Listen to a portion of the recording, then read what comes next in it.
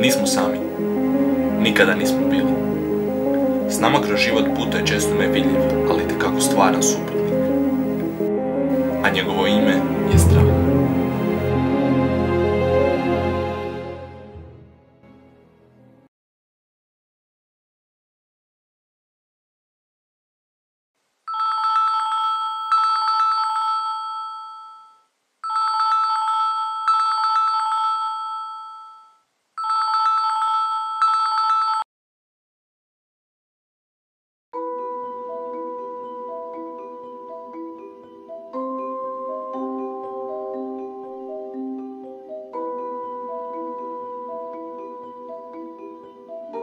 Svakoga dana budimo se u strahu.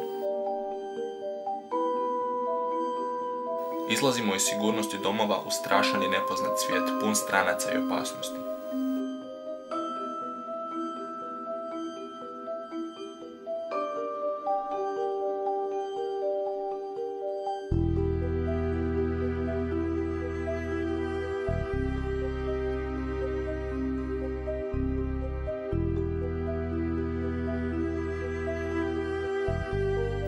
Strah, poput nevidljive ruke, upravlja našim životima.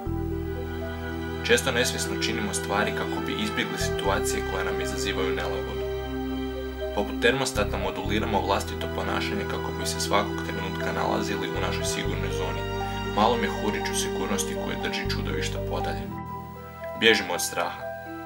Bojimo ga se kao sumnjivog stranca koji nam se jednako sumnjivo približava. No što je strah zapravo i koja je njegova uloga?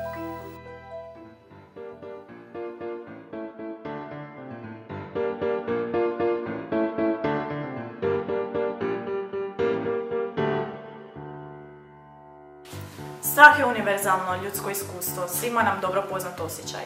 Osjećaj koji nas brani od predatora, opasnosti i smrti. Svaka životinja osjeća strah, a on joj služi kao mehanizam obrane. U situacijama koje predstavljaju opasnosti, određeni senzorni stimulansi izazivaju aktivaciju amigdale, dijela mozga sisavaca koji je odgovoran za procesuiranje emocionalnih odgovora. Amigdala zatim aktivira druge dijelove mozga. Luče se različiti hormoni i tijelo se sprema za napad ili bijeg. Ubrzava se rad srca i disanje, mišići dobivaju više energije kako bi što jače reagirali. Usporava se probava i potiskuje imunni sustav kako bi se sva energija usmjerila u preživljavanje. Sve strahove koje imamo možemo opisati pomoću sljedeća 4 faktora. Prvi su faktor strahovi od interpersonalnih odnosa i događaja, što uključuje strah od kritike, socijalnih interakcija, odbacivanja i osude i interpersonalne agresije. Drugi faktor predstavljaju strahovi povezani sa smrću, strah od krvi, bolesti, ozljeda i medicinskih postupaka. Treći faktor, strahovi od životinja, opisuje strahove od domaćih životinja, malih bezopasnih životinja i gmižećih životinja poput kukaca ili gmazova.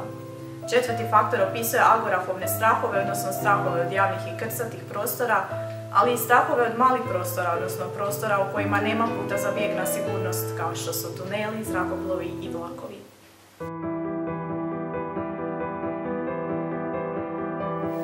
Uzmemo li ljudsku evolucijsku povijest u obzir, postaje očito da ova 4 faktora predstavljaju situacije koje su bile važne za preživljavanje.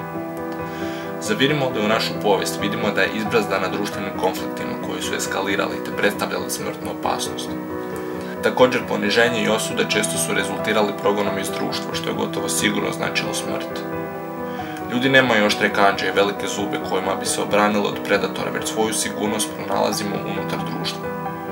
Sigurnost je u brojevima, stoga ni ne čudi što se toliko bojimo društvenih interakcija.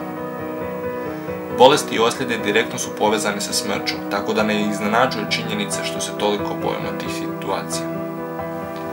Iako životinje smatramo našim prijateljima, iz evolucijske perspektive predstavljale su predatorsku prijetnju, te je bilo poželjno izbjeći potencijalno opasne susrete.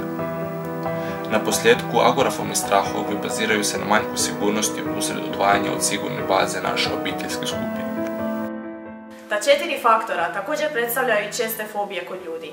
Hemofobija, odnosno strah od krvi, zoofobija, strah od životinja, agorafobija i društvena fobija, bolje poznata pod imenom društvena anksioznost.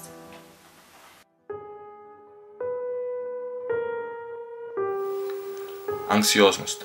riječ s kojom se susrećemo jednako često kao i sa samim tim osjećajem. Iako je blizak srodnik strahu, te dvije emocije razlikuju se po prostorno-vremenskoj percepciji prijetnje. Strah osjećamo kratko, kada se treba suočiti sa opasnošću u trenutku, da što lakše nađemo put za bijeg. Anksioznost u drugu ruku više je orijentirana u budućnost, te se povezuje sa situacijama koje nisu u našoj kontroli, situacije za koje nismo spremni ni pripremljeni. Svi smo s vremena na vrijeme anksiozni zbog različitih razloga, no ponekad anksioznost preraste u psihološke poremećaje. Ti poremećaji imaju vlastitu kategoriju u dijagnostičkom i statističkom priručniku za mentalne poremećaje, svojevrsnoj psihijatrijskoj bibliji, a uzimaju mnoge oblike od generaliziranog anksioznog poremećaja preko fobija do paničnog poremećaja. Prema mnogim ispitivanjima, trećina populacije pati od nekog oblika anksioznog poremećaja u toku svojega života. Ova brojka je zabrinjavajuća, uzevši obzir da velika većina tih ljudi neće dobiti adekvatnu pomoć.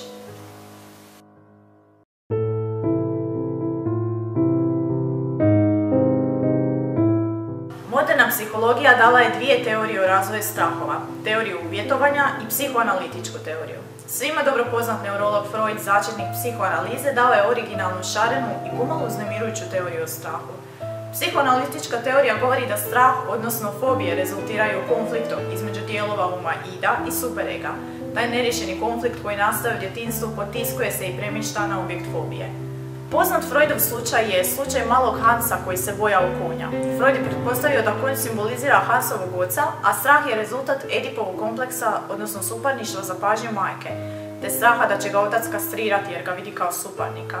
Freud je uspio riješiti fobiju kod dječaka, no mnoge njegove teorije, kao i teorija fobija, nisu nikada dokazane. Teorija uvjetovanja straha daje novu perspektivu kako učimo strah. Ova teorija predlaže da umjesto sukoba između dijelova uma, strah se uči uvjetovanjem, odnosno povezivanjem odbojnog stimulansa s neutralnim stimulansom, što izaziva ekspresiju straha na neutralni stimulans. Najslavniji primjer uvjetovanog straha je eksperiment psihologa Johna Watsona u kojem je stvorio strah od krzanih životinja kod malog Alberta, stvaranjem strašnog glasnog zvuka kada bi mali Albert posegnuo za životinjom. Nakon što je uvjetovanje ponovljeno dovoljno puta, mali Albert bi se prestrašio životinja i bez prisustva glasnog zvuka. Na ovaj način učimo strah. Povezujemo neutralni stimulans s onim štetnim. No uz uvjetovanje strah učimo i od drugih, ne vlastitim iskustvom, već gledajući i slušajući druge.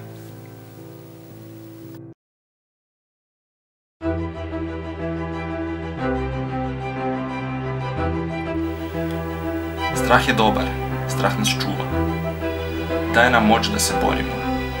No kada strah preraste granice potrebe, pretvara se u čudovište koja nas goni. Naše ponašanje svodi se na izbjegavanje situacija koje nam izazivaju strah, iako znamo da smo zapali kao u živu pjesmu. Ponekad su ti strahovi rezultat traumatskih iskustava, no ponekad strahovi rezultiraju društvenim intervencijama. Svi se bojimo propuha jer se svi boje propuha. Čega se još svi bojimo? Zar bismo se trebali toga bojati? Ponekad strah može prerasti u mržnju, a mržnju u agresiju. Bojimo se nepoznatog te se prema nepoznatom odnosimo neprijateljski. A što ako je to nepoznato društvena skupina koja se ne uklapa u smjernice naše zajednice? Jesu li oni zli? Hoće li nam nuditi? Strah je ono što nas čini ljudima. Tih se okova ne možemo riješiti, no možemo pokušati razumjeti strah i je li on opravdan. Zato dobro razmislite na sljedeće pitanje.